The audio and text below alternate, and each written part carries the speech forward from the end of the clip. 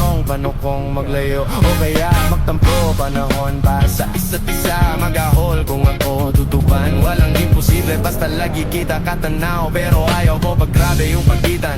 Kung alam mo lang sa pakiramdam ko ay mahirap yun, lalo na kapag tayo ay may alitan. Kinakabahan kasi baka di na kita makita.